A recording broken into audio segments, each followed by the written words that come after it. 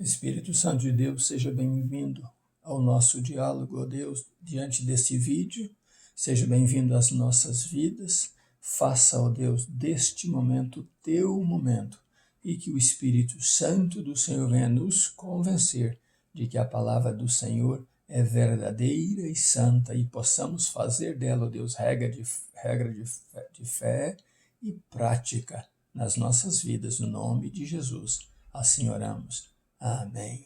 Bom dia, você que me assiste. Deus abençoe teu dia no nome de Jesus. Vamos ler a palavra de Deus que está em Atos capítulo 10, versículo 34 e o versículo 35. Versículo 34 diz assim: abrindo Pedro a boca, disse: na verdade, reconheço que Deus não faz acepção de pessoas. Versículo 35, mas que lhe é agradável aquele que em qualquer nação o teme e faz o que é justo.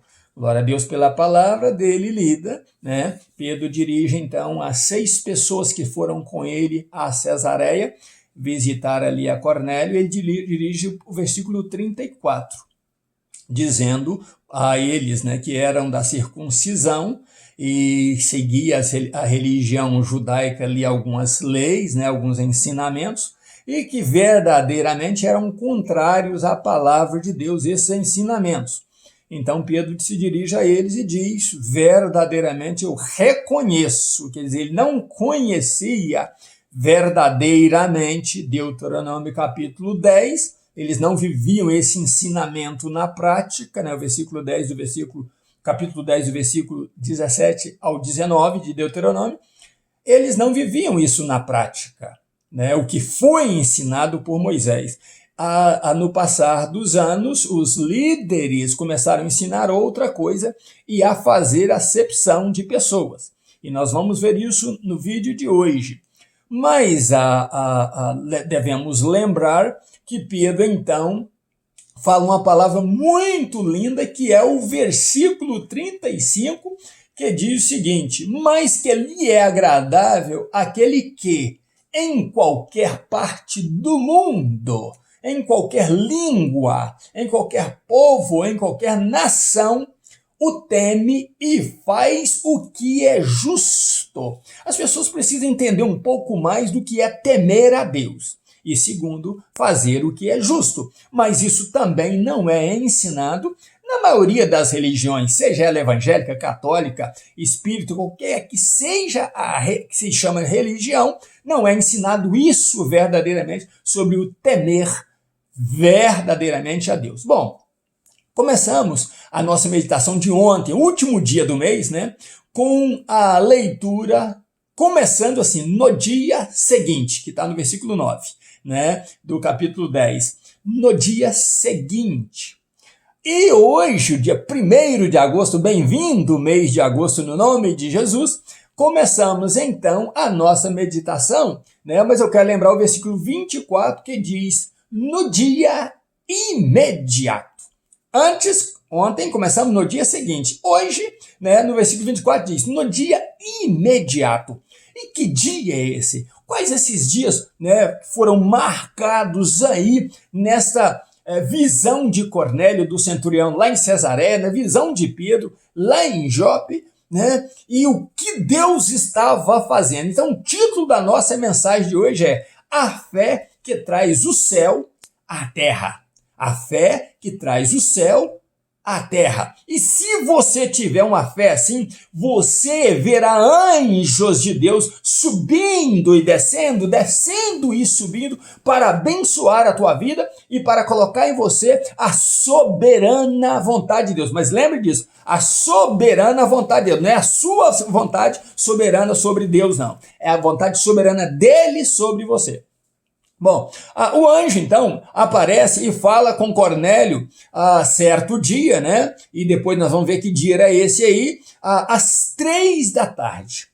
O que estava fazendo Cornélio ali? Estava orando. Então Cornélio chama seus homens e envia a Jope. Só que lá o horário de Pedro a orar não coincidia com o horário de Cornélio. Cornélio orou às 3 da tarde um certo dia e 21 horas depois, Pedro então esperando a comida, né? Quando você percebe, 3 horas da tarde era o horário de Cornélio orar. Costumeiro para ele orar. O povo judeu também ia ao templo orar às 3 da tarde. Mas lá em Jope era diferente. Pedro não tinha o costume de orar meio-dia. Meio-dia era horário da comida, horário da boia, né? Horário de se alimentar. Mas por alguma razão a comida atrasou, por providência de Deus. E Pedro então sobe para o terraço para orar meio-dia. Vai orar porque não tinha mais o que fazer. Ele pensava assim, mas o que acontece? Deus tinha marcado também uma reunião com ele. O anjo aparece às 3 da tarde de um dia para Cornélio e Deus leva Pedro a orar no outro dia, 21 horas depois, né, num horário que não era costumeiro orar. Deus leva Pedro a orar porque Deus queria tratar com Pedro também, né? Então os céus estavam moveu em Cesareia e depois vai mover 21 horas depois em Jope. Ali estava Pedro, então, orando, quando teve a visão do céu, já contamos sobre essa visão, né? Um lençol descendo do céu, como se fosse um vaso, mas era semelhante a um lençol, amarrado nas 4 pontas, cheio de animais, né, de répteis e aves que Pedro considerava imunda. E Pedro tem, então, esta visão aí. Visão do anjo lá de Cornélio, agora a visão de Pedro, né? Deus trabalhando, os céus movendo por causa de um homem. Por causa de um homem. Então, o que acontece?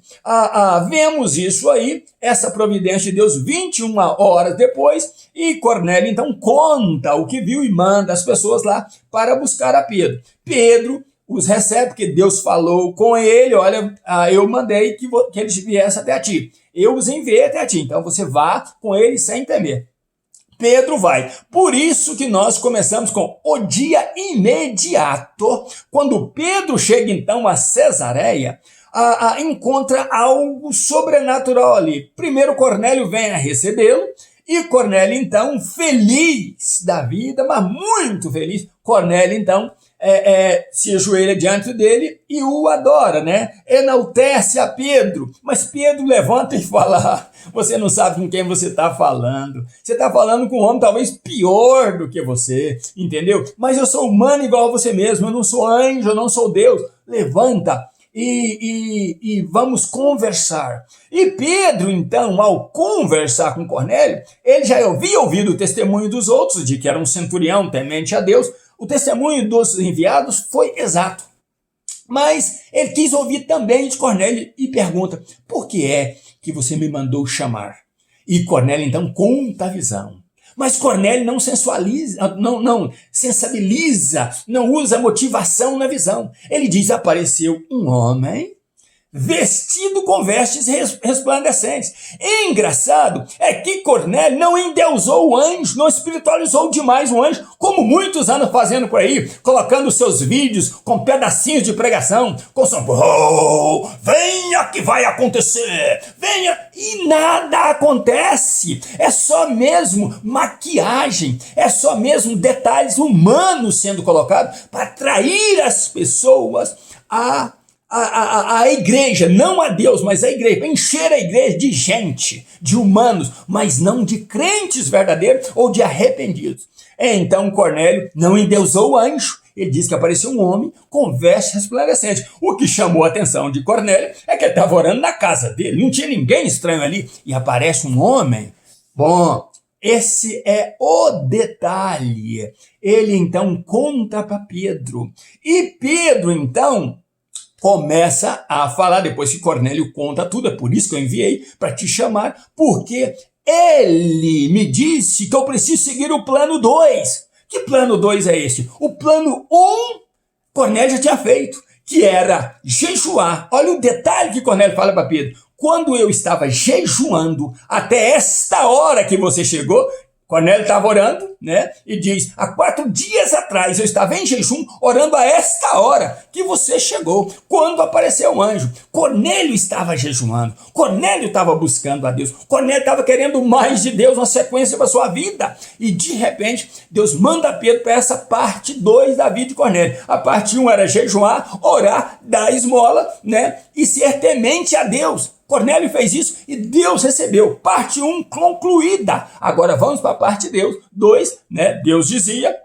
na vida de Cornélio. Só que enquanto os enviados estavam caminhando, estava lá visitando a Pedro, dormiram lá, Cornélio não estava parado. Cornélio estava ali ansioso para a chegada de Pedro, querendo saber o que Deus tinha para ele, mas Cornélio saiu para convidar os seus parentes, saiu para convidar os seus amigos íntimos e disse: olha, Deus tem algo tremendo para fazer, Deus tem algo tremendo para realizar na minha vida, e eu não quero isso só para mim, só para minha família, eu quero para vocês também, eu quero que vocês entendam isso, venham. E como ele era um homem respeitado, uma autoridade respeitada, um homem de boa índole, as pessoas então foram para a casa dele ali, e ele encheu a sua casa de amigos íntimos e de parentes, né, e com sua família. E o que acontece?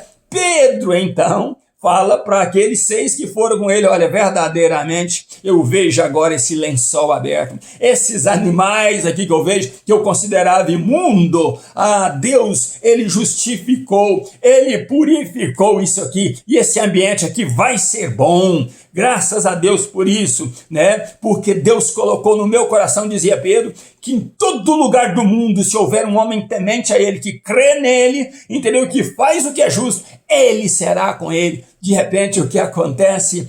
Pedro começa a falar e começa a discorrer sobre Jesus e a explanar sobre Jesus, e dizendo que esse Jesus, os profetas, todos os profetas falaram sobre ele, mas que ele, Pedro e os discípulos, viram ele vivo, viram ele morrer na cruz, depois comeram com ele, andaram com ele depois de ressuscitado, e que ele foi recebido no céu, e que Deus o fez juiz para perdoar pecados, para purificar vida, para mudar vida, para dar um plano B para quem não tem plano, para fazer um plano 2, para quem não tem plano, fazer uma parte 2 da vida daquele que tem a primeira parte, né? Às vezes toda atrapalhada, Deus tem uma chance de salvar aquele que se arrepende. E quando ele falava ainda de perdão de pecados, aquelas pessoas estavam ali comendo o que Pedro falava, aquelas pessoas estavam se alimentando do que Pedro falava.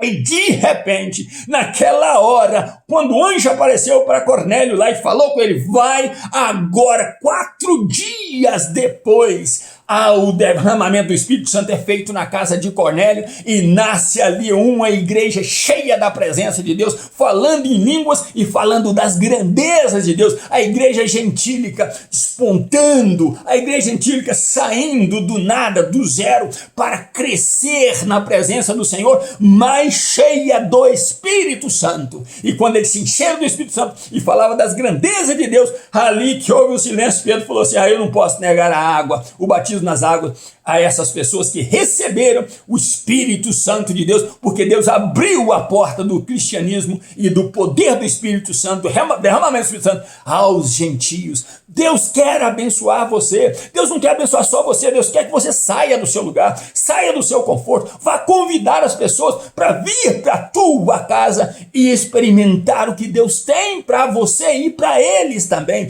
Mas você às vezes fica parado, você não jejuma, você não ora, você não busca, você não lê a Bíblia, você não divulga o nome do Senhor, você fala em tanta porcaria, fala de política, de futebol, fofoca o nome dos outros, mas do seu Jesus você não fala, da grandeza de Deus você não fala. Ninguém nunca nem te viu falando com emoção da palavra de Deus, e você quer ser abençoado por Deus. Vergonha na tua cara espiritual. Deus quer mudar você, Deus quer que você mova por dentro de você o Espírito Santo dele, para que do seu interior flua rios de águas vivas, e você precisa disso. Então abra os teus olhos enquanto é tempo, porque Deus está falando com você. Seja um crente de verdade, porque em qualquer nação do mundo, aquele que temer a Deus e fizer o que é justo e proclamar o nome do seu Filho Jesus, esse será salvo. Deus abençoe você e família em nome de Jesus. Então tenha essa fé que traz o céu à terra. Deus quer abençoar você, e Deus trouxe o céu à terra na casa de Cornélio.